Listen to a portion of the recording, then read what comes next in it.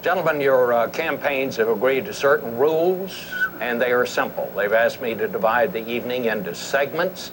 I'll pose a question at the beginning of each segment. You will each have 2 minutes to respond, and then we will have a general discussion until we move to the next segment. Tonight's debate, as both of you know, comes on the 50th anniversary of the night that President Kennedy told the world that the Soviet Union had installed nuclear missiles in Cuba, perhaps the closest we've ever come to this nuclear war. And it is a sobering reminder that every president faces at some point an unexpected threat to our national security from abroad. So let's begin. The first segment is the challenge of a changing Middle East and the new face of terrorism. I'm going to put this into 2 segments, so you'll have 2 topic questions within this one segment on that subject. The first question, and it concerns Libya.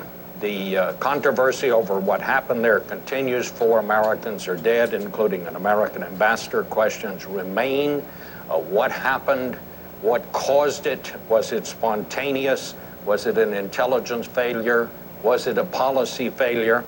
Was there an attempt to mislead people about what really happened? Governor Romney, you said this was an example of an American policy in the Middle East that is unraveling before our very eyes.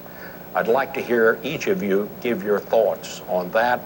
Governor Romney, you won the toss. You go first. Thank you, Bob, and thank you for agreeing to moderate this debate this evening. Thank you to Lynn University for welcoming us here, and Mr. President, it's good to be with you again. We were together at a humorous event a little earlier, and it's nice to maybe be funny this time, not on purpose. We'll see what happens.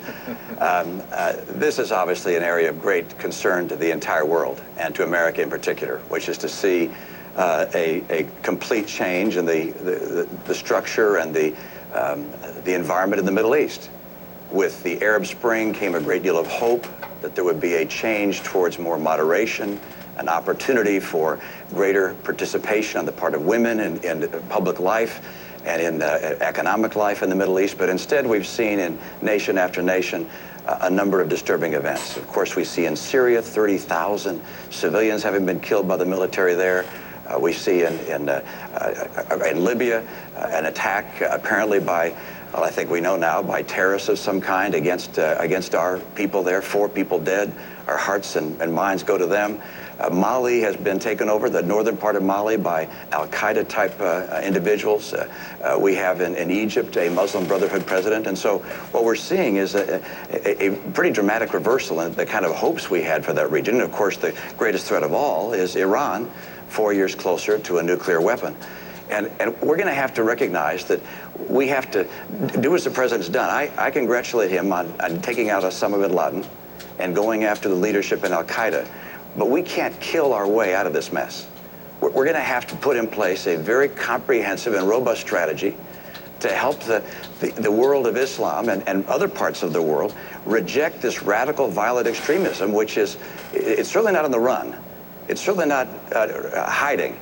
This is a group that is now involved in 10 or 12 countries, and it presents an enormous threat to our friends, to the world, to America long term, and we must have a comprehensive strategy to help reject this kind of extremism. Mr. President. Well, my first job as Commander-in-Chief, Bob, is to keep the American people safe, and that's what we've done over the last 4 years. We ended the war in Iraq, refocused our attention on those who actually killed us on 9/11. And as a consequence, Al-Qaeda's core leadership has been decimated.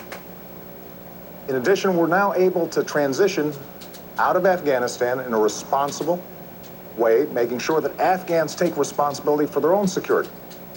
And that allows us also to rebuild alliances and make friends around the world to combat future threats.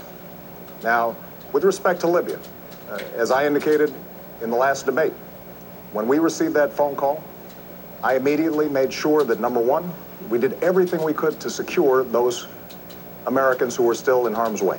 Number two, that we would investigate exactly what happened. And number three, most importantly, that we would go after those who killed Americans and we would bring them to justice. And that's exactly what we're going to do. But I think it's important to step back and think about what happened in Libya.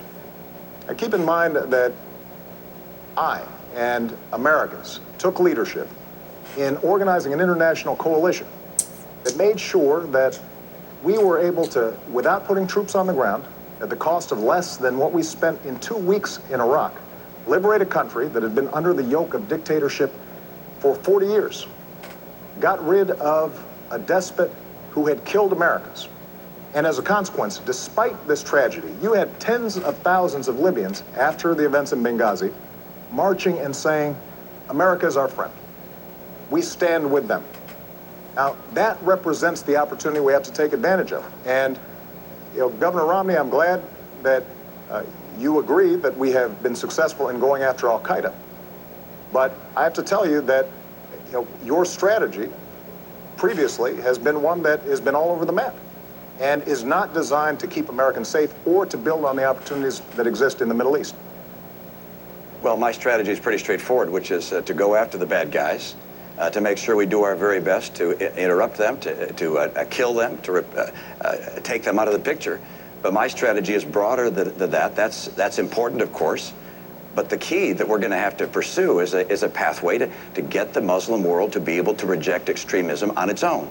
We don't want another Iraq. We don't want another Afghanistan. That's not the right course for us. The right course for us is to make sure that we go after the people who are leaders of these various anti-American groups and these jihadists, but also help the Muslim world. And how do we do that? The group of Arab scholars came together, organized by the UN, to look at how we can help the world reject these terrorists. And the answer that they came up with was this: one, more economic development. We should key our foreign aid, our direct foreign investment, and that of our friends. We should coordinate it to make sure that we push back and give them more economic development. Number two, better education. Number three, gender equality. Number four, the rule of law. We have to help these nations create civil societies. But what's been happening over the last couple of years is, as we've watched this tumult in the Middle East, this rising tide of chaos occur, you see al-Qaeda rushing in, you see other jihadist groups rushing in, and they're throughout many nations in the Middle East. It's wonderful that Libya seems to be making some progress despite this terrible tragedy. But next door, of course, we have Egypt. Libya's 6 million population, Egypt 80 million population. We want to make sure that we're seeing progress throughout the Middle East, with Mali now having North Mali taken over by al-Qaeda, with Syria having Assad continuing to assassinate, or to kill, to murder his own people. This is a region in tumult, and of course Iran on the path to a nuclear weapon. We've got real problems in the region. But let's give the president a chance. Governor Romney, I'm glad that you recognize that al-Qaeda is a threat, because a few months ago, when you were asked what's the biggest geopolitical threat facing America, you said Russia. Not al-Qaeda, you said Russia. In the 1980s are now calling to ask for their foreign policy back, because the Cold War has been over for 20 years. But Governor, when it comes to our foreign policy, you seem to want to import the foreign policies of the 1980s, just like the social policies of the 1950s and the economic policies of the 1920s. You say that you're not interested in duplicating what happened in Iraq, but just a few weeks ago you said you think we should have more troops in Iraq right now. And the challenge we have, I know you haven't been in a position to actually execute foreign policy, but every time you've offered an opinion, you've been wrong. You said we should have gone into Iraq, despite the fact that there were no weapons of mass destruction. You said that we should still have troops in Iraq to this day. You indicated that we shouldn't be passing nuclear treaties with Russia, despite the fact that 71 senators, Democrats and Republicans, voted for it. You've said that, first, we should not have a timeline in Afghanistan. Then you said we should. Now you say maybe, or it depends, which means not only were you wrong, but you were also confusing and sending mixed messages both to our troops and our allies. So what we need to do with respect to the Middle East is strong, steady leadership, not wrong and reckless leadership that is all over the map. And unfortunately, that's the kind of opinions that you've offered throughout this campaign, and it is not a recipe for American strength or keeping America safe over the long term. I'm going to add a couple of minutes here to give you a chance to respond. Well, of course, I don't concur with what the president said about my own record and the things that I've said. They don't happen to be accurate. But I can say this, that we're talking about the Middle East, and how to help the Middle East reject the kind of terrorism we're seeing and the rising tide of tumult and confusion. And attacking me is not an agenda. Attacking me is not talking about how we're going to deal with the challenges that exist in the Middle East and take advantage of the opportunity there and stem the tide of this violence. But I'll respond to a couple of things you mentioned. First of all, Russia, I indicated, is a geopolitical foe. Not a, Number one, excuse me, it's a geopolitical foe. And I said in the same paragraph, I said, and Iran is the greatest national security threat we face. Russia does continue to battle us in the UN time and time again. I have clear eyes on this. I'm not going to wear rose-colored glasses when it comes to Russia or Mr. Putin. And I'm certainly not going to say to him, I'll give him more flexibility after the election. After the election, he'll get more backbone. Number two, with regards to Iraq, you and I agreed, I believe, that there should have been a status of forces agreement. That's Did not you? true. Oh, you didn't want a status of forces No, agreement? what I would not have done is left 10,000 troops in Iraq that would tie us down. That certainly would not help us in the Middle East. I'm sorry. You actually, there was an effort on the part of the president to have a status of forces agreement, and I concurred in that and said that we should have some number of troops that stayed on. That was something I concurred with. That was your posture. That was my posture as well. You thought it should have been 5,000 troops. I thought it should have been more troops. But you know what? The answer was we got no troops through whatsoever. This is just a few weeks ago that you indicated that we should still have troops in Iraq. No, I didn't. I'm sorry. That's it. You made a major speech. I indicated that you failed to put in place a status of forces agreement at the end of the conflict that existed. Governor, here's one thing I've learned as Commander-in-Chief. You've got to be clear, both to our allies and our enemies, about where you stand and what you mean. Now, you just gave a speech a few weeks ago in which you said we should still have troops in Iraq. That is not a recipe for making sure that we are taking advantage of the opportunities and meeting the challenges of the Middle East. Now, it is absolutely true that we cannot just meet these challenges militarily. And so what I've done throughout my presidency and will continue to do is, number one, make sure that these countries are supporting our counterterrorism efforts. Number two, make sure that they are standing by our interests in Israel's security, because it is a true friend and our greatest ally in the region. Number three, we do have to make sure that we're protecting religious minorities and women, because these countries can't develop unless all the population, not just half of it, is developing. Number four, we do have to develop their economic capabilities. But number five, the other thing that we have to do is recognize that we can't continue to do nation building in these regions. Part of American leadership is making sure that we're doing nation building here at home. That will help us maintain the kind of American leadership that we need. Let me interject the second topic question in this segment about the Middle East and so on, and that is, you both mentioned, alluded to this, and that is Syria. The war in Syria has now spilled over into Lebanon. We have, more than 100 people that were killed there in a bomb. There were demonstrations there, 8 people dead. Mr. President, it's been more than a year since you told Assad he had to go. Since then, 30,000 Syrians have died. We've had 300,000 refugees. The war goes on. He's still there.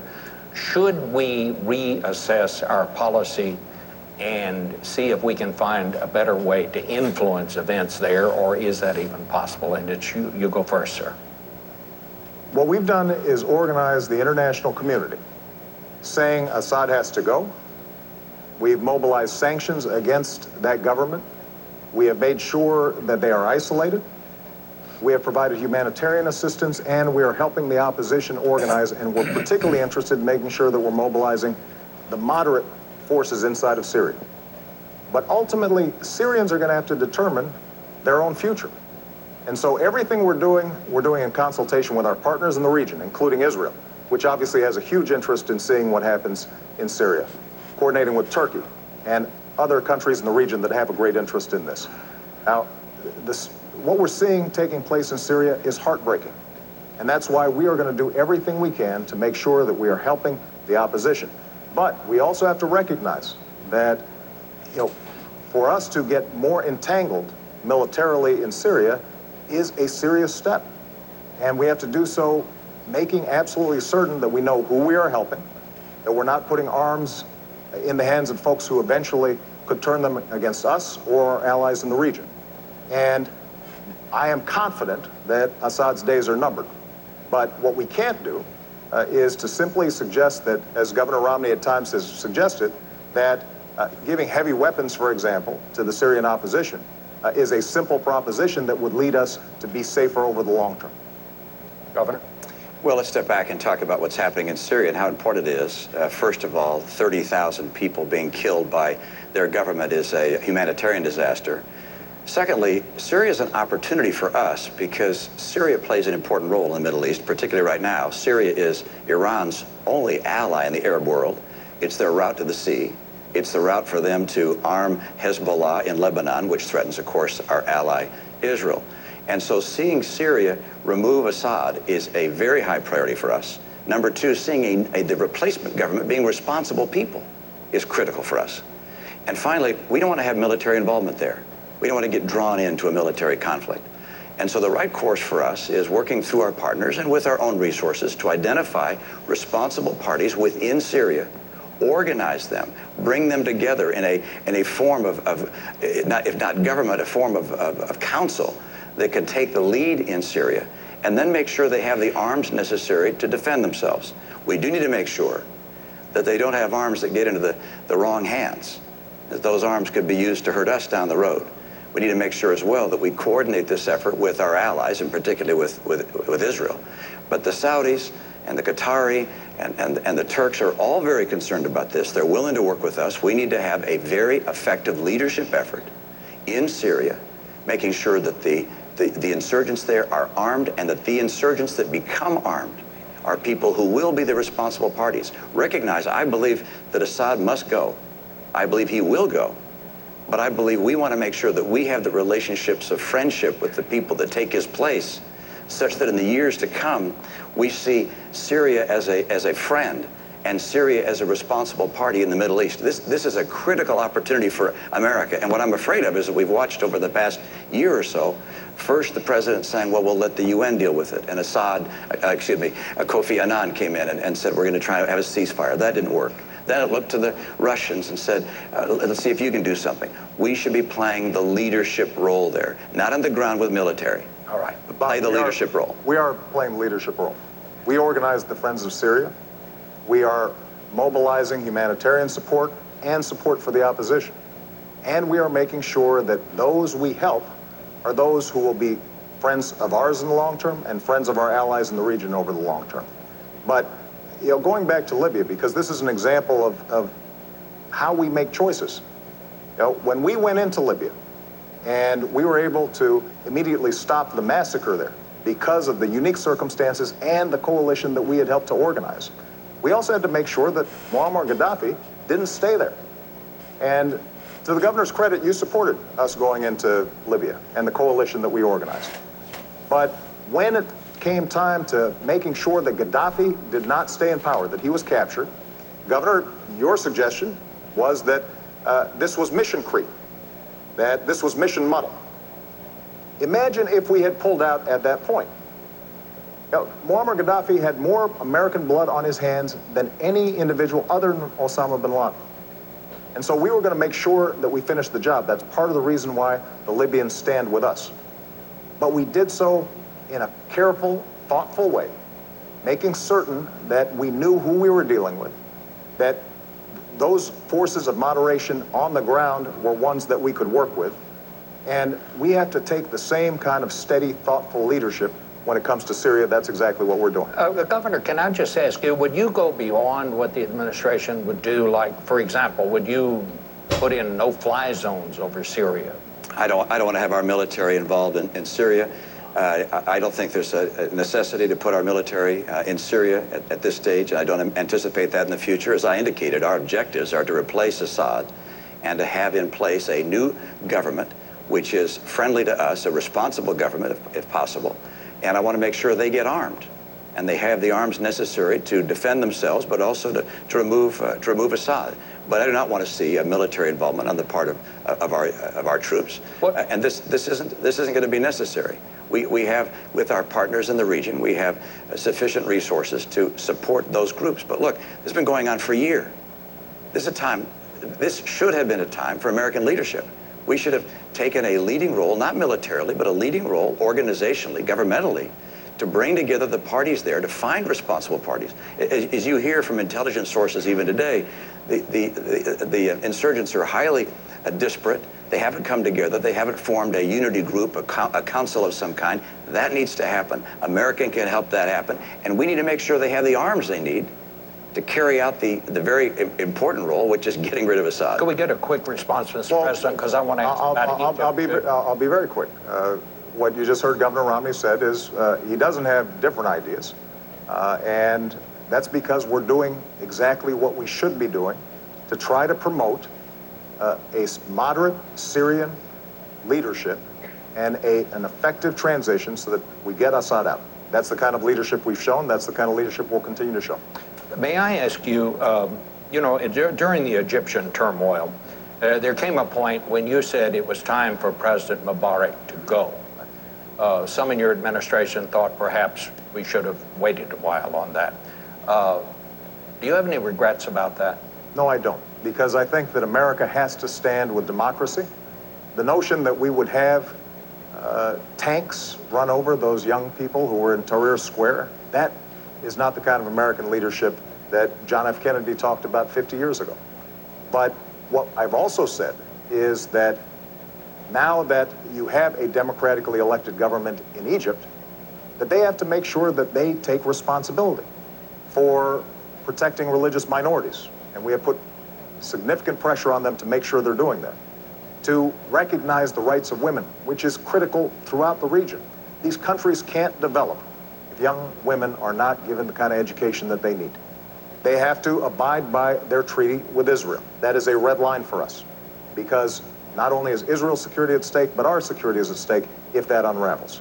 They have to make sure that they're cooperating with us when it comes to counterterrorism, and we will help them with respect to developing their own economy, because ultimately what's going to make the Egyptian revolution successful for the people of Egypt, but also for the world, is if those young people who gathered there are seeing opportunities. Their aspirations are similar to young people's here. They want jobs. They want to be able to make sure their kids are going to a good school. They want to make sure that they have a roof over their heads and that they have the prospects of a better life in the future. And so one of the things that we've been doing is, for example, organizing entrepreneurship conferences with these Egyptians to give them a sense of how they can start rebuilding their economy in a way that's non-corrupt, that's transparent. But what is also important for us to understand is that for America to be successful in this region, there's some things that we're going to have to do here at home as well. One of the challenges over the last decade is we've done experiments in nation building in places like Iraq and Afghanistan. And we've neglected, for example, developing our own economy, our own energy sectors, our own education system. And it's very hard for us to project leadership around the world when we're not doing what we need to do. Governor Romney, I want to hear your response to that, but I would just ask you, would you have stuck with Mubarak? No, I believe, as the president indicated and said at the time, that I supported his action there. I felt that I wish we'd have had a better vision of the future. I wish that looking back at the beginning of the president's term and even further back than that we'd have recognized that there was a growing energy and passion for freedom in that part of the world, and that we would have worked more aggressively with our friend and with other friends in the region to have them make the transition towards a more representative form of government, such that it didn't explode in the way it did. But once it exploded, I felt the same as the president did, which is these freedom voices in the streets of Egypt were the people who were speaking of our principles, and the President Mubarak had done things which were unimaginable, and the idea of him crushing his people was not something that we could possibly support. Let me step back and talk about what I think our mission has to be in the Middle East and even more broadly, because our purpose is to make sure the world is peaceful. We want a peaceful planet. We want people to be able to enjoy their lives and know they're going to have a bright and prosperous future and not be at war. That's our purpose. And the mantle of leadership for promoting the principles of peace has fallen to America. We didn't ask for it, but it's an honor that we have it. But for us to be able to promote those principles of peace requires us to be strong. And that begins with a strong economy here at home, and unfortunately, the economy is not stronger. When the president of Iran, Ahmadinejad, says that our debt makes us not a great country, that's a frightening thing. The former chief of the Joint Chiefs of Staff said that Admiral Mullen said that our debt is the biggest national security threat we face. We have weakened our economy. We need a strong economy. We need to have as well a strong military. Our military is second to none in the world. We're blessed with terrific soldiers and extraordinary technology and intelligence. But the idea of $1 trillion in cuts through sequestration and budget cuts to the military would change that. We need to have strong allies. Our association and connection with our allies is essential to America's strength. We're the great nation that has allies, 42 allies and friends around the world. And finally, we have to stand by our principles. And if we're strong in each of those things, American influence will grow. But unfortunately, in nowhere in the world is America's influence greater today than it was 4 years ago. All right. And that's because we've become weaker on each of those four dimensions. Perfect. You're going to get a chance to respond to that because that's a perfect segue into our next segment, and that is, what is America's role in the world? And that is the question. What do each of you see as our role in the world? And I believe, Governor Romney, it's your turn to go first. Well, I absolutely believe that America has a responsibility and the privilege of helping defend freedom and promote the principles that make the world more peaceful. And those principles include human rights, human dignity, free enterprise, freedom of expression, elections, because when there are elections, people tend to vote for peace. They don't vote for war. So we want to promote those principles around the world. We recognize that there are places of conflict in the world. We want to end those conflicts to the extent humanly possible. But in order to be able to fulfill our role in the world, America must be strong. America must lead.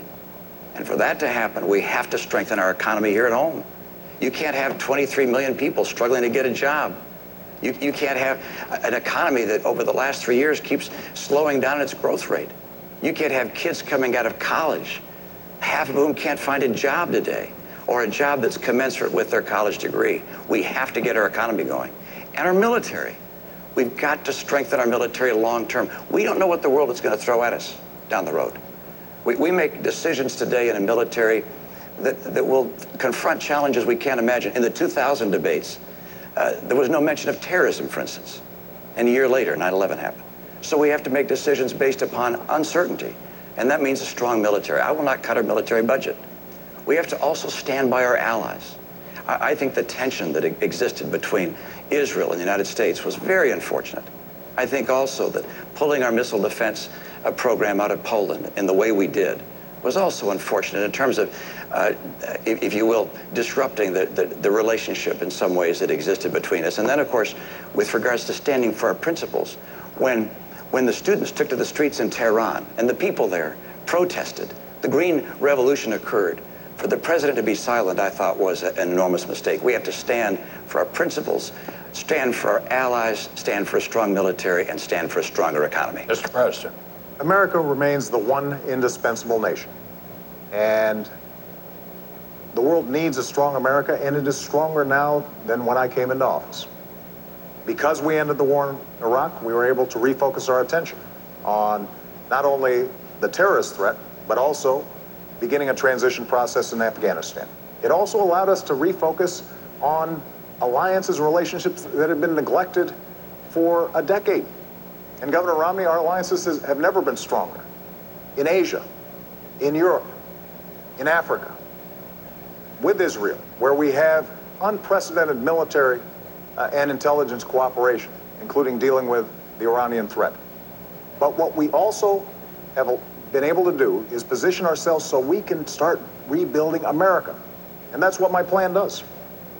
Making sure that we're bringing manufacturing back to our shores so that we're creating jobs here, as we've done with the auto industry, not rewarding companies that are shipping jobs overseas. Making sure that we've got the best education system in the world, including retraining our workers for the jobs of tomorrow.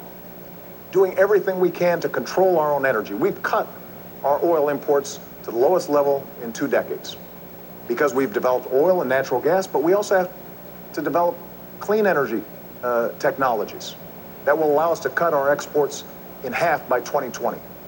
That's the kind of leadership that we need to show. And we've got to make sure that we reduce our deficit. Unfortunately, Governor Romney's plan doesn't do it. We've got to do it in a responsible way by cutting out spending we don't need, but also by asking the wealthiest to pay a little bit more. That way we can invest in the research and technology that's always kept us at the cutting edge. Now, Governor Romney has taken a different approach throughout this campaign. You know, both at home and abroad, he has proposed wrong and reckless policies.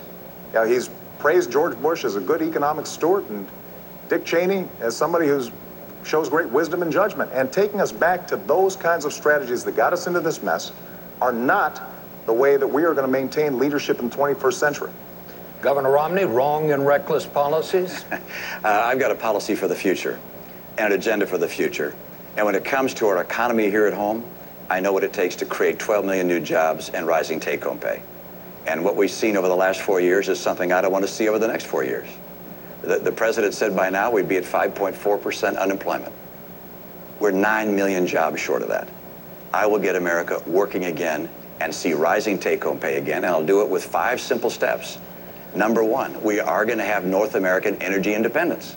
We're going to do it by taking full advantage of oil, coal, gas, nuclear, and our renewables. Number 2, we're going to increase our trade. Trade grows about 12% per year. It doubles about every 5 or so years. We can do better than that, particularly in Latin America.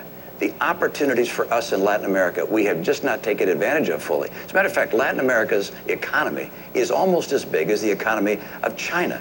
We're all focused on China. Latin America is a huge opportunity for us. Time zone, language opportunities. Number 3, we're going to have training programs that work for our workers and schools that finally put the parents and the teachers and the kids first, and the teachers' union is going to have to go behind. And then we're going to have to get to a balanced budget. We can't expect entrepreneurs and businesses large and small to take their life savings or their company's money and invest in America if they think we're headed to the road to Greece. And that's where we're going right now unless we finally get off this spending and borrowing binge. And I'll get us on track to a balanced budget. And finally, number 5, we've got to champion small business. Small business is where jobs come from. 2/3 of our jobs come from small businesses. New business formation is down at the lowest level in 30 years under this administration. I want to bring it back and get back good jobs and rising take-home pay. Well, let's talk about what we need to compete. First of all, Governor Romney talks about small businesses, but Governor, when you were in Massachusetts, small businesses development ranked about 48th, I think, out of 50 states in Massachusetts, because the policies that you're promoting actually don't help small businesses. And the way you define small businesses include folks at the very top. And they include you and me. That's not the kind of small business promotion we need. But let's take an example that we know is going to make a difference in the 21st century, and that's our education policy. We didn't have a lot of chance to talk about this in the last debate. Now, under my leadership, what we've done is reformed education, working with governors, 46 states. We've seen progress and gains in schools that were having a terrible time, and they're starting to finally make progress. And what I now want to do is to hire more teachers, especially in math and science, because we know that we've fallen behind when it comes to math and science. And those teachers can make a difference. Now, Governor Romney, when you were asked by teachers whether or not this would help the economy grow, you said this isn't going to help the economy grow. When you were asked about reduced class sizes, you said class sizes don't make a difference. But I tell you, if you talk to teachers, they will tell you it does make a difference. And if we've got math teachers who are able to provide the kind of support that they need for our kids, that's what's going to determine whether or not the new businesses are created here, companies are going to locate here, depending on whether we've got the most highly skilled workforce, and the kinds of budget proposals that you've put forward. When we don't ask either you or me to pay a dime more in terms of reducing the deficit, but instead we slash support for education, that's undermining our long-term competitiveness. That is not good for America's position in the world, and the world notices. Let me get back to foreign policy. Can I just get back? Well, I need to speak a moment, if you let me, Bob, just about education, because I'm so proud of the state that I had the chance to be governor of. We have every 2 years tests that look at how well our kids are doing. 4th graders and 8th graders are tested in English and math. While I was governor, I was proud that our 4th graders came out #1 of all 50 states in English, and then also in math. And our 8th graders #1 in English, and also in math. First time one state had been #1 in all 4 measures. How do we do that? Well, Republicans and Democrats came together on a bipartisan basis to put in place education principles that focused on having great teachers in the classroom. 10 years and earlier, that was what allowed us to become the #1 state in the nation. But that was 10 years before you took office. And we're absolutely. And then you cut education spending when you came into office. And we kept our schools #1 in the nation. They're still #1 today. All right. And the principles that we put in place, we also gave kids not just a graduation exam that determined whether they were up to the skills needed to be able to compete, but also if they graduated the top quarter of their class, they got a 4-year tuition-free ride at any Massachusetts public institution of higher learning. That happened before you came into office. That was actually mine, actually. Mr. President, you got that fact wrong. I want to try to shift it because we have heard some of this in the other debates. Governor, you say you want a bigger military. You want a bigger Navy. You don't want to cut defense spending. What I want to ask you, we're talking about financial problems in this country. Where are you going to get the money? Well, let's come back and talk about the military, but all the way through. First of all, I'm going through from the very beginning. We're going to cut about 5% of the discretionary budget, excluding military. That's #1. But can all right? you do and this without driving the good news is I'll be happy to have you take a look. Come on our website. You'll look at how we get to a balanced budget within 8 to 10 years. We do it by reducing spending in a whole series of programs. By the way, #1 I get rid of is Obamacare. There are a number of things that sound good, but frankly, we just can't afford them. And that one doesn't sound good, and it's not affordable. So I get rid of that one from day one. To the extent humanly possible, we get that out. We take program after program that we don't absolutely have to have, and we get rid of them. #2, we take some programs that we are going to keep, like Medicaid, which is a program for the poor. We take that health care program for the poor, and we give it to the states to run because states run these programs more efficiently. As a governor, I thought, please, give me this program. Can he do that? I can run this more Mr. efficiently President? than the federal government, and states, by the way, are proving it. States like Arizona, Rhode Island have taken these Medicaid dollars, have shown they can run these programs more cost effectively. So I want to do those two things. It gets us to a balanced budget with 8 to 10 years. But the military, let's get back to the military, though. Well, that's what I'm trying to find out. Let's talk about the military. You should have answered the first question. Look, Governor Romney's called for $5 trillion of tax cuts that he says he's going to pay for by closing deductions. Now, the math doesn't work, but he continues to claim that he's going to do it. He then wants to spend another $2 trillion on military spending that our military's not asking for. Now, keep in mind that our military spending has gone up every single year that I've been in office. We spend more on our military than the next 10 countries combined. China, Russia, France, United Kingdom, you name it. Next 10. And what I did was work with our Joint Chiefs of Staff to think about what are we going to need in the future to make sure that we are safe. And that's the budget that we've put forward. But what you can't do is spend $2 trillion in additional military spending that the military is not asking for, $5 trillion on tax cuts. You say that you're going to pay for it by closing loopholes and deductions without naming what those loopholes and deductions are. And then somehow you're also going to deal with the deficit that we've already got. The math simply doesn't work. But when it comes to our military, what we have to think about is not, just budgets. We've got to think about capabilities. We need to be thinking about cybersecurity. We need to be thinking about space. That's exactly what our budget does, but it's driven by strategy. It's not driven by politics. It's not driven by members of Congress and what they would like to see. It's driven by what are we going to need to keep the American people safe. That's exactly what our budget does.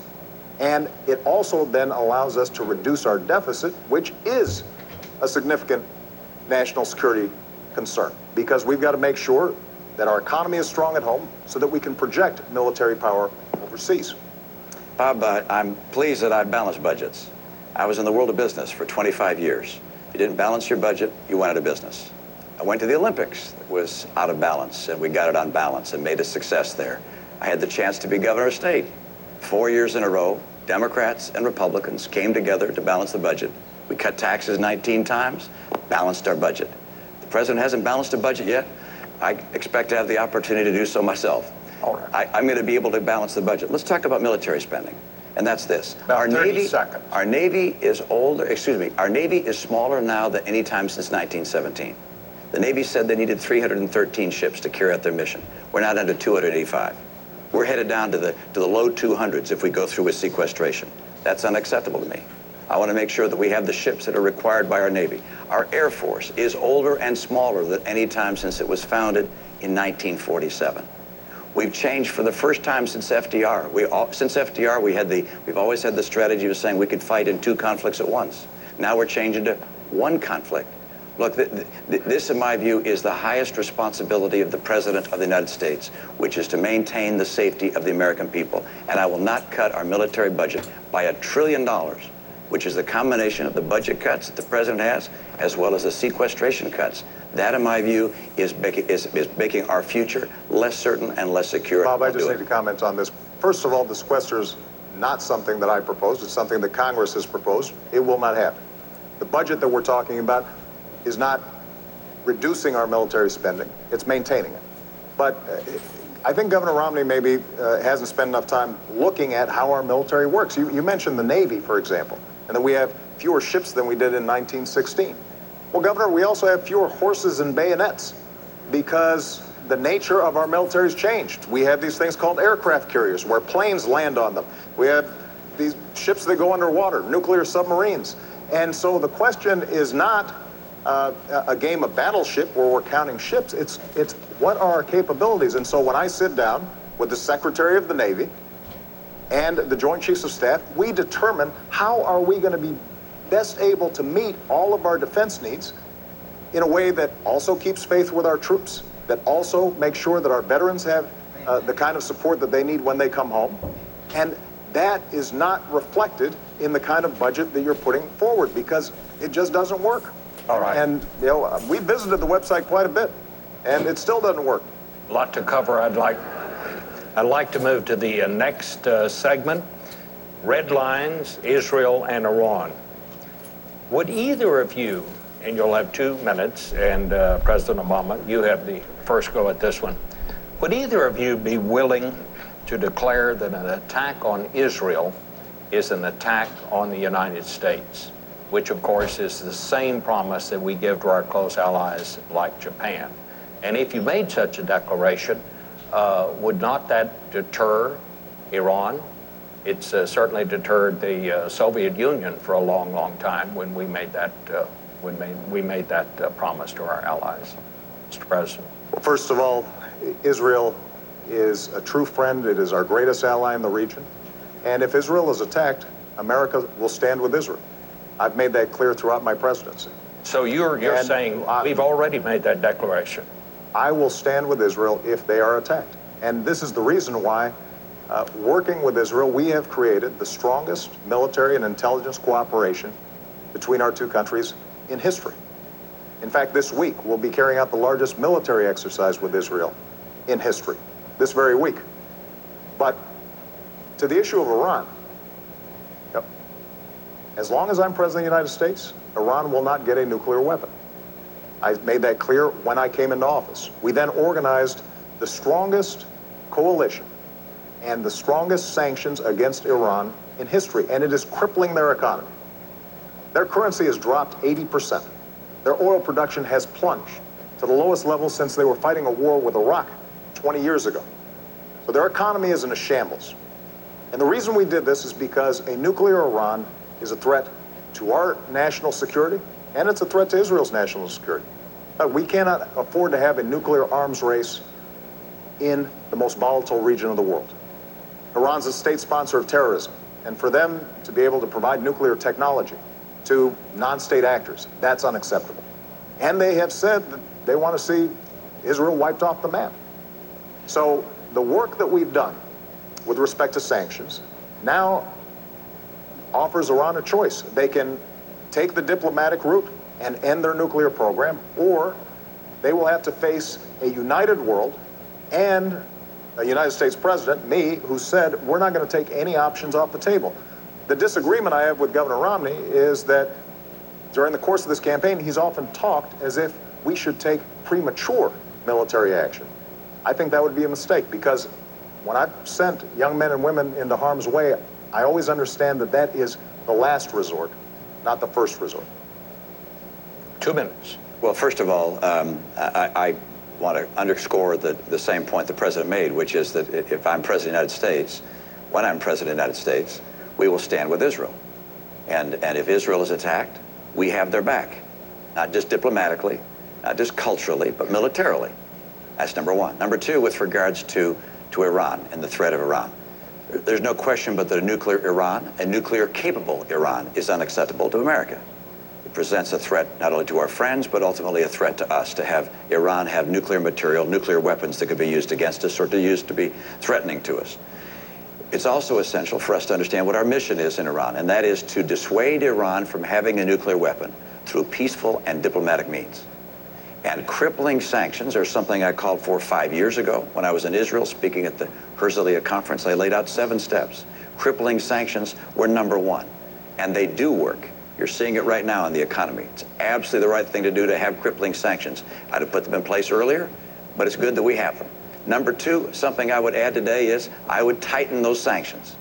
I would say that ships that carry Iranian oil can't come into our ports. I imagine the EU would agree with us as well. Not only ships couldn't, I'd say companies that are moving their oil can't, people who are trading in their oil can't. I would tighten those sanctions further. Secondly, I'd take on diplomatic isolation efforts. I'd make sure that Ahmadinejad is indicted under the Genocide Convention. His words amount to genocide incitation. I would indict him for it. I would also make sure that their diplomats are treated like the pariah they are around the world, the same way we treated the apartheid diplomats of South Africa. We need to increase pressure time and time again on Iran, because anything other than a solution to this which stops this nuclear folly of theirs is unacceptable to America. And of course, a military action is the last resort. It is something one would only consider if all of the other avenues had been tried to their full extent. Let me ask both of you. As you know, there are reports that Iran and the United States, as part of an international group, have agreed in principle to talks about Iran's nuclear program. What is the deal, if there are such talks? What is the deal that you would accept, Mr. President? Well, first of all, those are reports in the newspaper. They are not true. But our goal is to get Iran to recognize it needs to give up its nuclear program and abide by the UN resolutions that have been in place, because they have the opportunity to re-enter the community of nations. And we would welcome that. There are people in Iran who have the same aspirations as people all around the world for a better life. And we hope that their leadership takes the right decision. But the deal we'll accept is they end their nuclear program. It's very straightforward. And I'm glad that Governor Romney agrees with the steps that we're taking.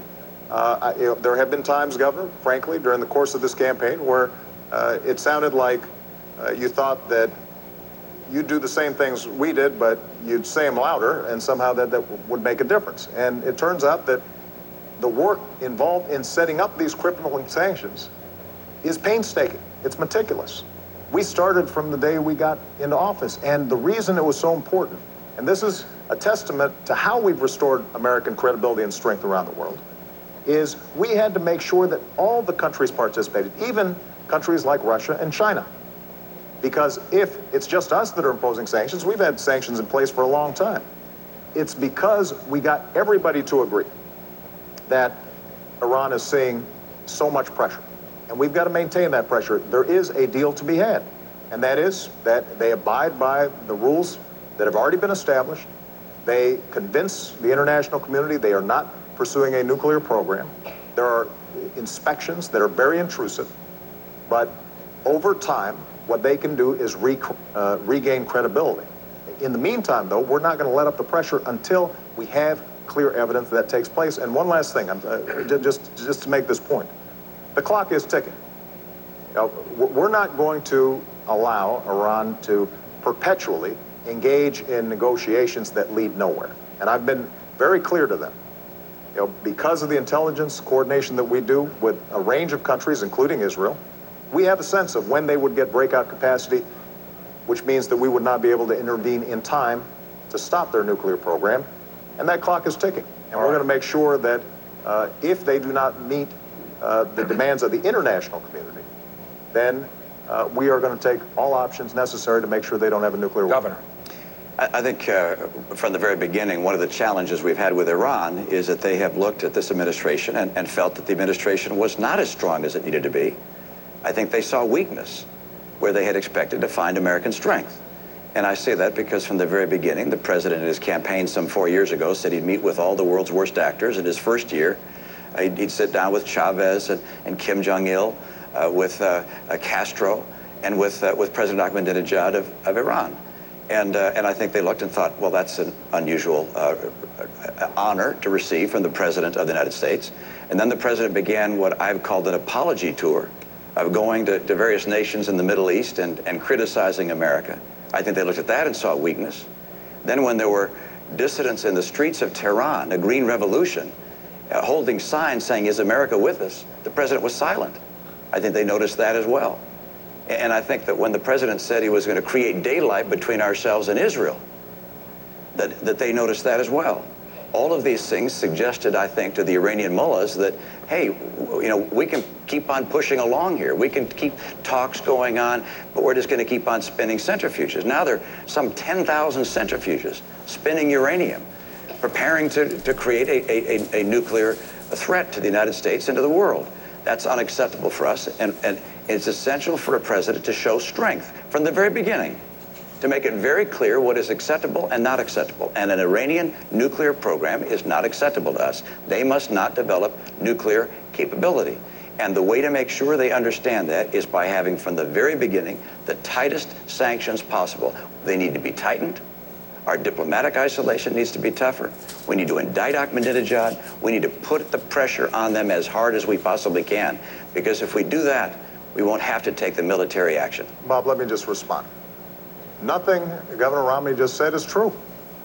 Starting with this notion of me apologizing. This has been probably the biggest whopper that's been told during the course of this campaign. And every fact checker and every reporter has looked at it.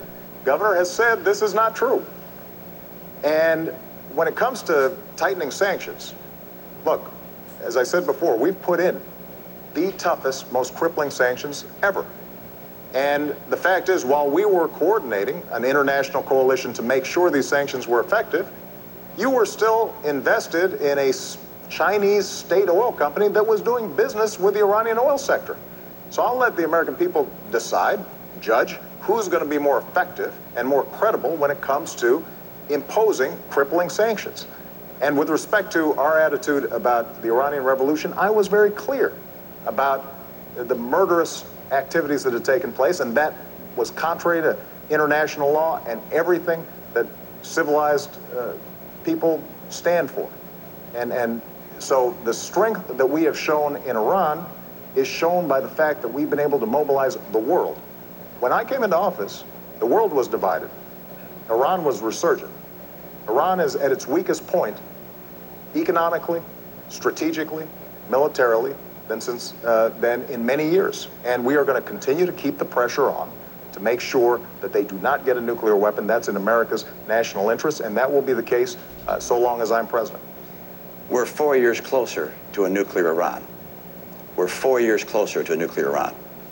And we should not have wasted these 4 years to the extent they've continued to be able to spin these centrifuges and get that much closer. That's number one. Number two, Mr. President, the reason I call it an apology tour is because you went to the Middle East and you flew to Egypt and to Saudi Arabia and to Turkey and Iraq. And by the way, you skipped Israel, our closest friend in the region.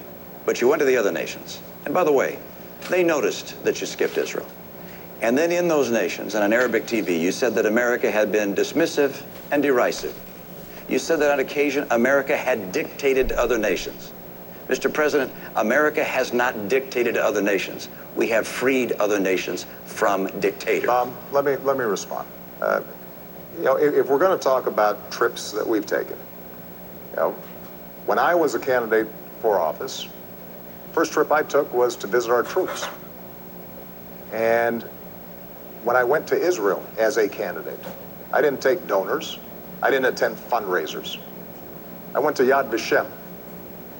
the Holocaust Museum there to remind myself the nature of evil and why our bond with Israel will be unbreakable. And then I went down to the border towns of Sderot, which had experienced missiles raining down from Hamas. And I saw families there who showed me where missiles had come down near their children's bedrooms. And I was reminded of what that would mean if those were my kids, which is why, as president, we funded an Iron Dome program to stop those missiles. So that's how I've used my travels when I travel to Israel and when I travel to the region. And the central question at this point is going to be who's going to be credible to all parties involved. And they can look at my track record, whether it's Iran sanctions, whether it's dealing with counterterrorism, whether it's supporting democracy, whether it's supporting women's rights, whether it's supporting religious minorities, and they can say that the President of the United States and the United States of America has stood on the right side of history. And that kind of credibility is precisely why we've been able to show leadership on a wide range of issues facing the world right now. What if the Prime Minister of Israel called you on the phone and said, our bombers are on the way, we're going to bomb Iran? What do you say? Bob, let's not go into hypotheticals of that nature. Our relationship with Israel, my relationship with the Prime Minister of Israel is such that we would not get a call saying our bombers are on the way or their fighters are on the way. This is the kind of thing that would have been discussed and thoroughly evaluated well before that kind of last minute. So you say it just wouldn't happen. That's okay, well, let's see what... Let me come back. Let's come back and go back to what the President was speaking about, which is what's happening in the world, and the President's statement that things are going so well. Look, I look at what's happening around the world, and I see Iran 4 years closer to a bomb. I see the Middle East with a rising tide of violence, chaos, tumult. I see jihadists continuing to spread. Whether they're rising or just about the same level, hard to precisely measure, but this is clear they're there. They're very, very strong. I see Syria with 30,000 civilians dead. Assad still in power. I see our trade deficit with China larger than it's growing larger every year, as a matter of fact. I look around the world and I don't feel that you see North Korea continuing to export their nuclear technology. Russia said they're not going to follow Nunn-Lugar anymore. They're back away from nuclear proliferation treaties that we had with them. I look around the world. I don't see our influence growing around the world. I see our influence receding, in part because of the failure of the President to deal with our economic challenges at home, in part because of our withdrawal from our commitment to our military in the way I think it ought to be, in part because of the turmoil with Israel. I mean, the President received a letter from 38 Democrat senators saying the tensions with Israel were a real problem. They asked him, please repair the tension. Democrat senators, please repair the damage in his own party. Governor, the problem is that on a whole range of issues, whether it's the Middle East, whether it's Afghanistan, whether it's Iraq, whether it's now Iran, you've been all over the map. I mean, I'm pleased that you now are endorsing our policy of applying diplomatic pressure and potentially having bilateral discussions with the Iranians to end their nuclear program. But just a few years ago, you said that's something you'd never do. In the same way that you initially opposed a timetable in Afghanistan. Now you're for it, although it depends. In the same way that you say you would have ended the war in Iraq, but recently gave a speech saying that we should have 20,000 more folks in there. The same way that you said that it was mission creep to go after Gaddafi. When it comes to going after Osama bin Laden, you said, well, any president would make that call. But when you were a candidate in 2008, as I was, and I said if I got bin Laden in our sights, I would take that shot, you said we shouldn't move heaven and earth to get one man. And you said we should ask Pakistan for permission. And if we had asked Pakistan for permission, we would not have gotten it. And it was worth moving heaven and earth to get him. You know, after we killed bin Laden, I was at ground zero for a memorial and talked to a young woman who was 4 years old when 9/11 happened. And the last conversation she had with her father was him calling from the Twin Towers, saying, "Peyton, I love you and I will always watch over you." And for the next decade, she was haunted by that conversation. And she said to me, you know, by finally getting bin Laden, that brought some closure to me. And when we do things like that, when we bring those who have harmed us to justice, that sends a message to the world, and it tells Peyton that we did not forget her father. Right. And I make that point because that's the kind of clarity of leadership, and those decisions are not always popular. Those decisions generally are not poll tested. And even some in my own party, including my current vice president, had the same critique as you did. But what the American people understand is that I look at what we need to get done to keep the American people safe and to move our interests forward, and I make those decisions. All right. Let's go, and that leads us, this takes us right to the next segment, Governor. America's longest war, Afghanistan and Pakistan. Bob, Governor, you get to go first. Okay, but you can't have the president just lay out a whole series of items without giving me a chance. With respect, sir, you had laid out quite a program there. Well, that's probably true. We'll give you, We'll agree. We'll catch you up. The United States is scheduled to turn over responsibility for security in Afghanistan to the Afghan government in 2014. At that point, we will withdraw our combat troops, leave a smaller force of Americans, if I understand our policy, in Afghanistan for training purposes. It seems to me the key question here is, what do you do if the deadline arrives and it is obvious the Afghans are unable to handle their security? Do we still leave? And I believe Governor Romney, you go first. Well, we're going to be finished by 2014. And when I'm president, we'll make sure we bring our troops out by the end of 2014.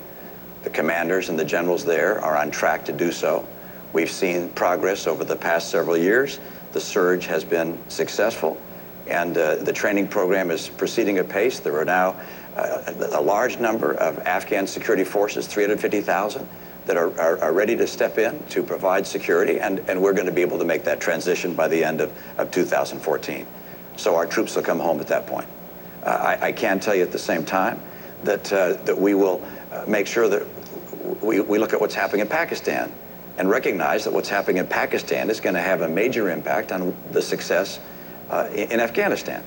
And I say that because I know a lot of people just feel like we should just brush our hands and walk away. And I don't mean you, Mr. President, but some people in our nation feel that Pakistan isn't being nice to us and that we should just walk away from them. But Pakistan is important to the region, to the world, and to us, because Pakistan has 100 nuclear warheads, and they're rushing to build a lot more. They'll have more than Great Britain sometime in the relatively near future. They also have the Haqqani network and the Taliban existent within their country. And so a Pakistan that falls apart, becomes a failed state, would be of extraordinary danger to Afghanistan and to us. And so we're going to have to remain helpful in encouraging Pakistan to move towards a more stable government and rebuild a relationship with us. And that means that our aid that we provide to Pakistan is going to have to be conditioned upon certain benchmarks being met. So for me, I look at this as both a need to help move Pakistan in the right direction and also to get Afghanistan to be ready, and they will be ready by the end of 2014. Mr. President. When I came into office, we were still bogged down in Iraq, and Afghanistan had been drifting for a decade. We ended the war in Iraq, refocused our attention on Afghanistan, and we did deliver a surge of troops. That was facilitated in part because we had ended the war in Iraq. And we are now in a position where we have met many of the objectives that got us there in the first place. Part of what had happened is we'd forgotten why we had gone. We went because there were people who were responsible for 3,000 American deaths. And so we decimated al-Qaeda's core leadership in the border regions between Afghanistan and Pakistan. We then started to build up Afghan forces. And we're now in a position where we can transition out, because there's no reason why Americans should die when Afghans are perfectly capable of defending their own country. Now that transition has to take place in a responsible fashion.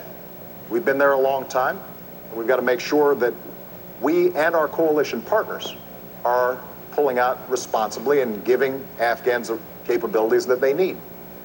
But what I think the American people recognize is after a decade of war, it's time to do some nation building here at home. And what we can now do is free up some resources to, for example, put Americans back to work, especially our veterans, rebuilding our roads, our bridges, our schools, making sure that our veterans are getting the care that they need when it comes to post-traumatic stress disorder and traumatic brain injury, making sure that the certifications that they need for good jobs of the future are in place. I was having lunch with a veteran in Minnesota who had been a medic dealing with the most extreme circumstances. When he came home and he wanted to become a nurse, he had to start from scratch. And what we've said is, let's change those certifications. The First Lady's done great work with an organization called Joining Forces, putting our veterans back to work. And as a consequence, veterans' unemployment is actually now lower than general population. It was higher when I came into office. So those are the kinds of things that we can now do because we're making that transition in Afghanistan. All right, let me go to Governor Romney, because you talked about Pakistan and what needs to be done there. General Allen, our commander in Afghanistan, says that Americans continue to die at the hands of groups who are supported by Pakistan. We know that Pakistan has arrested the doctor who helped us catch Obama's bin Laden. It still provides safe haven for terrorists, yet we continue to give Pakistan billions of dollars. Is it time for us to divorce Pakistan? No, it's not time to divorce a nation on earth that has 100 nuclear weapons and is on the way to double that at some point. A nation that has serious threats from terrorist groups within its nation. As I indicated before, the Taliban, the Haqqani network. It's a nation that's not like others, and it does not have a civilian leadership that is calling the shots there. You've got the ISI, their intelligence organization, is probably the most powerful of three branches there. Then you have the military, and then you have the civilian government. This is a nation which, if it falls apart, if it becomes a failed state, there are nuclear weapons there. And you've got terrorists there who could grab their hands out of those nuclear weapons. This is an important part of the world for us. Pakistan is technically an ally, and they're not acting very much like an ally right now. But we have some work to do, and I don't blame the administration for the fact that the relationship with Pakistan is strained. We had to go into Pakistan. We had to go in there to get Osama bin Laden. That was the right thing to do. And that upset them, but there was obviously a great deal of anger even before that. But we're going to have to work with the people in Pakistan to try and help them move to a more responsible course than the one that they're on. And it's important for them. It's important for the nuclear weapons. It's important for the success of Afghanistan, because inside Pakistan you have a large group of Pashtuns that are Taliban. They're going to come rushing back in to Afghanistan when we go. And that's one of the reasons the Afghan security forces have so much work to do to be able to fight against that. But it's important for us to recognize that we can't just walk away from Pakistan. But we do need to make sure that as we send support for them, that this is tied to them making progress on matters that would lead them to becoming a civil society. Let me ask you, Governor, because we know President Obama's position on this. What is your position on the use of drones? Well, I believe that we should use any and all means necessary to take out people who pose a threat to us and our friends around the world.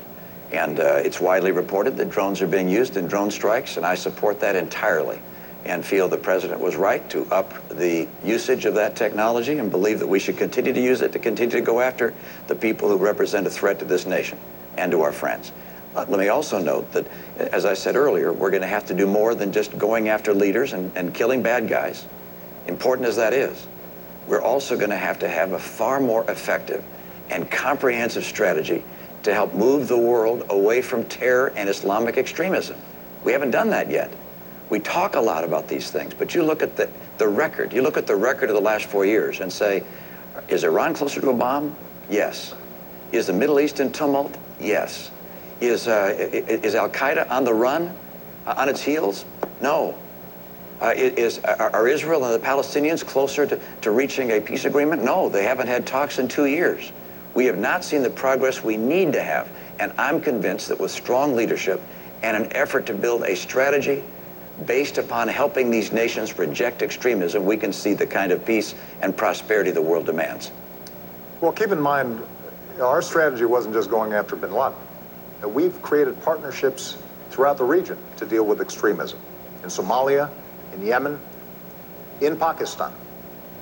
And what we've also done is engage these governments in the kind of reforms that are actually going to make a difference in people's lives day to day.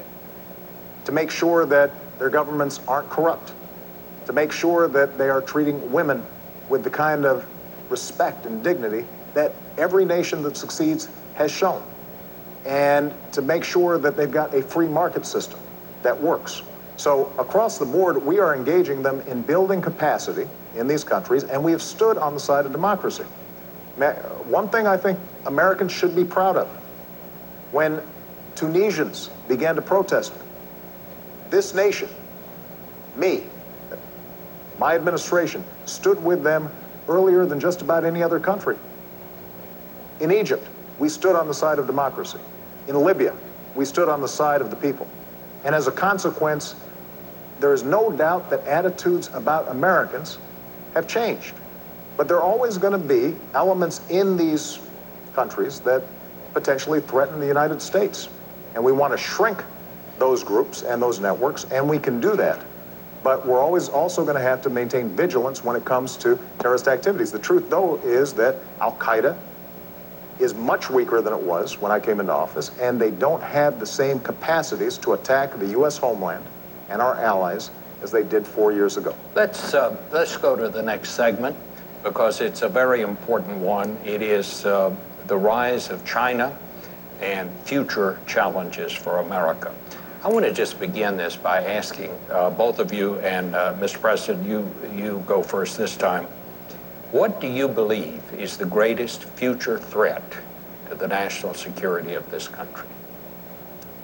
Well, I think it will continue to be terrorist networks. We have to remain vigilant, as I just said. But with respect to China, China's both an adversary, but also a potential partner in the international community if it's following the rules. So my attitude coming into office was that we are going to insist that China plays by the same rules as everybody else. And I know Americans had seen jobs being shipped overseas, businesses and workers not getting a level playing field when it came to trade. And that's the reason why I set up a trade task force to go after cheaters when it came to international trade. That's the reason why we have brought more cases against China for violating trade rules than the previous administration had done in 2 terms. And we've won just about every case that we filed that has been decided. In fact, just recently, steel workers in Ohio and throughout the Midwest, Pennsylvania, are in a position now to sell steel to China because we won that case. We had a tire case in which they were flooding us with cheap domestic tires, or cheap Chinese tires. And we put a stop to it, and as a consequence, saved jobs throughout America. I have to say that Governor Romney criticized me for being too tough in that tire case. Said this wouldn't be good for American workers and that it would be protectionist. But I tell you, those workers don't feel that way. They feel as if they had finally an administration who was going to take this issue seriously over the long term in order for us to compete with China. We've also got to make sure, though, that we're taking care of business here at home. If we don't have the best education system in the world, if we don't continue to put money into research and technology that will allow us to create great businesses here in the United States, that's how we lose the competition. And unfortunately, Governor Romney's budget and his proposals would not allow us to make those investments. All right. Governor. Well, first of all, it's not government that makes business successful. It's not government investments that make businesses grow and hire people. Let me also note that the greatest threat that the world faces, the greatest national security threat, is a nuclear Iran. Let's talk about China. China has an interest that's very much like ours in one respect, and that is they want a stable world. They don't want war. They don't want to see protectionism. They don't want to see the world break out into various forms of chaos, because they have to manufacture goods and put people to work. They have about 20 million rather people coming out of the farms every year, coming into the cities, needing jobs. So they want the economy to work and the world to be free and open. And so we can be a partner with China. We don't have to be an adversary in any way, shape, or form. We can work with them. We can collaborate with them if they're willing to be responsible. Now, they look at us and say, is it a good idea to be with America? How strong are we going to be? How strong is our economy? They look at the fact that we owe them $1 trillion and owe other people $16 trillion in total, including them. They look at our decision to cut back on our military capabilities. $1 trillion. The Secretary of Defense called these $1 trillion of cuts to our military devastating. It's not my term. It's the President's own Secretary of Defense called them devastating. They look at America's commitments around the world, and they see what's happening, and they say, well, okay, is America going to be strong? And the answer is yes. If I'm president, America will be very strong. We'll also make sure that we have trade relations with China that work for us. I've watched year in and year out as companies have shut down and people have lost their jobs because China has not played by the same rules, in part by holding down artificially the value of their currency. It holds down the prices of their goods. It means our goods aren't as competitive and we lose jobs. That's got to end. They're making some progress. They need to make more. That's why on day one, I will label them a currency manipulator, which allows us to apply tariffs where they're taking jobs. They're stealing our intellectual property, our patents, our designs, our technology, hacking into our computers, counterfeiting our goods. They have to understand, we want to trade with them. We want a world that's stable. We like free enterprise, but you got to play by the rules. Well, Governor, let me just ask you, if you declare them a currency manipulator on day one, some people are saying you're just going to start a trade war with China on day one. Isn't there a risk that that could happen? Well, they sell us about this much stuff every year, and we sell them about this much stuff every year. So it's pretty clear who doesn't want a trade war. And there's one going on right now, which we don't know about. It's a silent one, and they're winning. We have enormous trade imbalance with China, and it's worse this year than last year, and it's worse last year than the year before. And so we have to understand that we can't just surrender and lose jobs year in and year out. We have to say to our friends in China, look, you guys are playing aggressively. We understand it, but this can't keep on going. You can't keep on holding down the value of your currency, stealing our intellectual property, counterfeiting our products, selling them around the world, even into the United States. I was with one company that makes valves in process industries. And they said, look, we were having some valves coming in that were broken, and we had to repair them under warranty.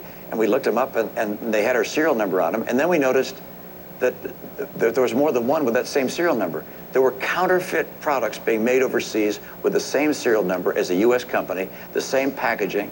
These were being sold into our market and around the world as if they were made by the U.S. competitor. This can't go on. I want a great relationship with China. China can be our partner, but that doesn't mean they can just roll all over us and steal our jobs on an unfair basis. Well, Governor Romney is right. You are familiar with jobs being shipped overseas because you invested in companies that were shipping jobs overseas. And, you're right. I mean, that's how our free market works. But I've made a different bet on American workers. If we had taken your advice, Governor Romney, about our auto industry, we'd be buying cars from China instead of selling cars to China.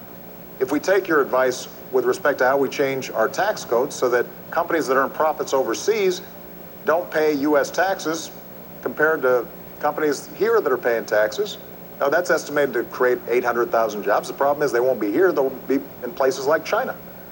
And if we're not making investments in education and basic research, which is not something that the private sector is doing at a sufficient pace right now and has never done, then we will lose the lead in things like clean energy technology.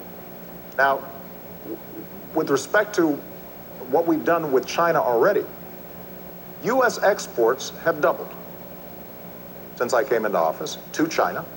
And actually, currencies are at their most advantageous point for U.S. exporters since 1993. We absolutely have to make more progress, and that's why we're going to keep on pressing.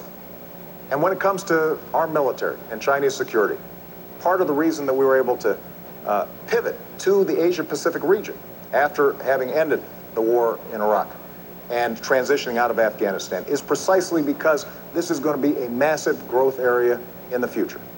And we believe China can be a partner, but we're also sending a very clear signal that America is a Pacific power, that we are going to have a presence there. We are working with countries in the region to make sure, for example, that ships can pass through, that commerce continues, and we're organizing trade relations with countries other than China so that China starts feeling more pressure about meeting basic international standards. That's the kind of leadership we've shown in the region. That's the kind of leadership that we'll continue to show. I just want to take one of those points. Again, attacking me is not talking about an agenda for getting more trade and opening up more jobs in this country.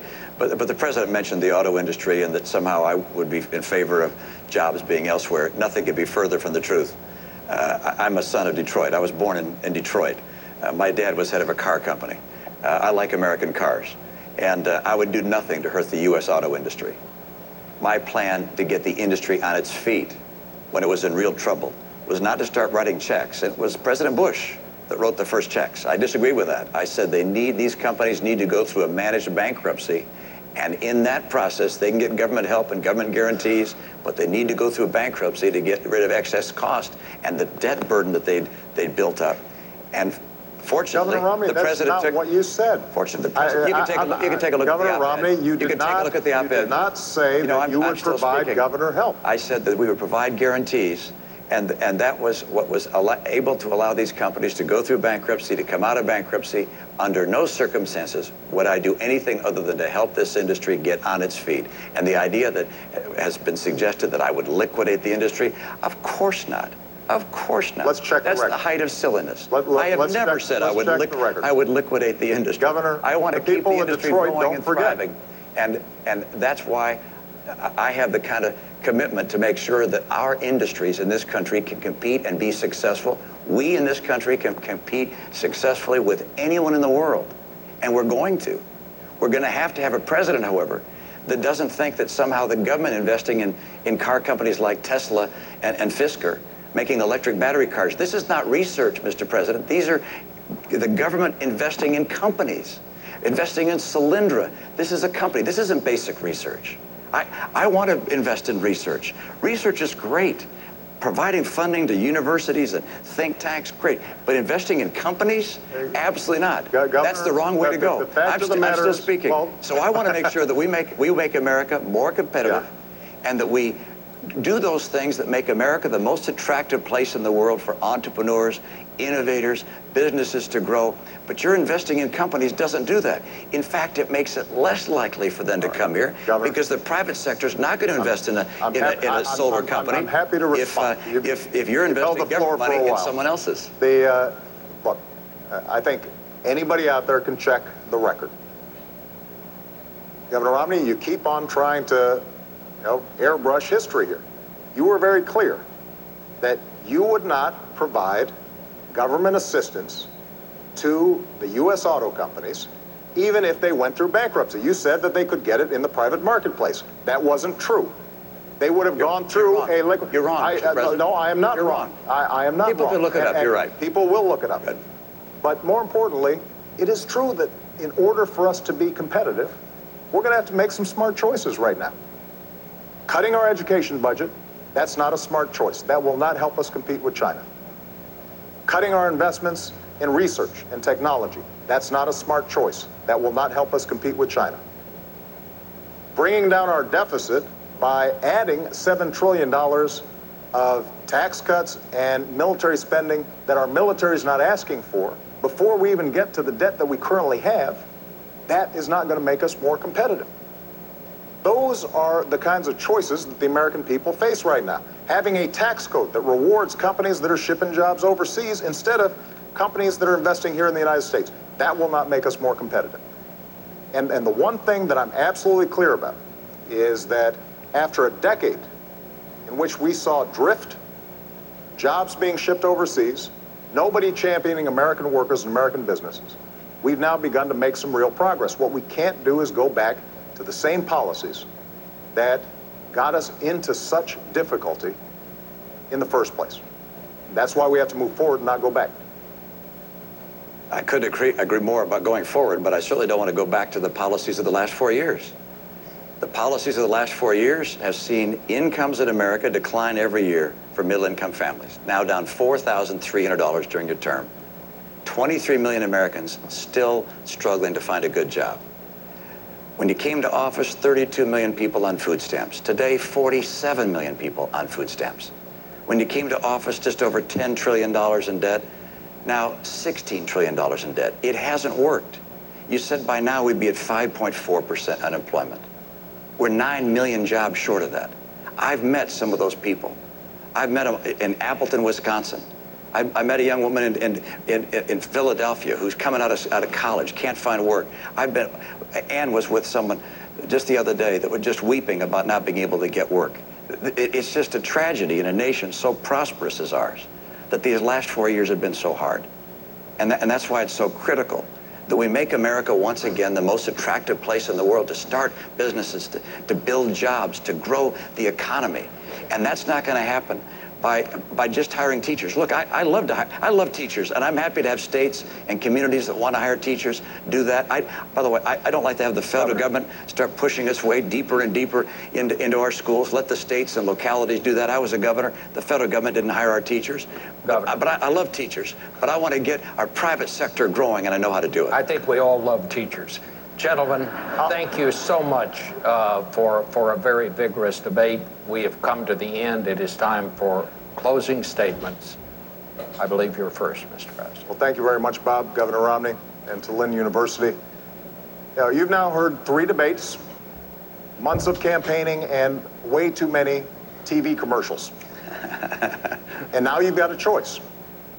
Over the last 4 years, we've made real progress digging our way out of policies that gave us 2 prolonged wars, record deficits, and the worst economic crisis since the Great Depression. And Governor Romney wants to take us back to those policies. Foreign policy that's wrong and reckless, economic policies that won't create jobs, won't reduce our deficit, but will make sure that folks at the very top don't have to play by the same rules that you do. And I've got a different vision for America. I want to build on our strengths. And I've put forward a plan to make sure that we're bringing manufacturing jobs back to our shores by rewarding companies and small businesses that are investing here, not overseas.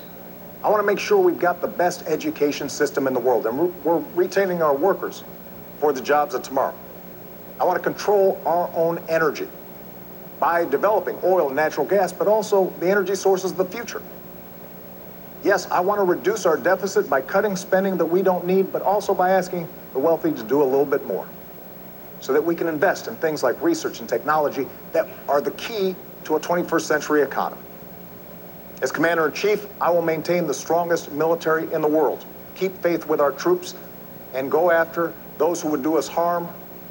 But after a decade of war, I think we all recognize we got to do some nation building here at home, rebuilding our roads, our bridges, and especially caring for our veterans who sacrificed so much for our freedom. We've been through tough times, but we always bounce back because of our character, because we pull together. And if I have the privilege of being your president for another 4 years, I promise you I will always listen to your voices, I will fight for your families, and I will work every single day to make sure that America continues to be the greatest nation on earth. Thank you. Thank you, Bob, Mr. President, folks at Lynn University. Good to be with you. I'm optimistic about the future. I'm excited about our prospects as a nation. I want to see peace. I want to see growing peace in this country. It's our objective. We have an opportunity to have real leadership.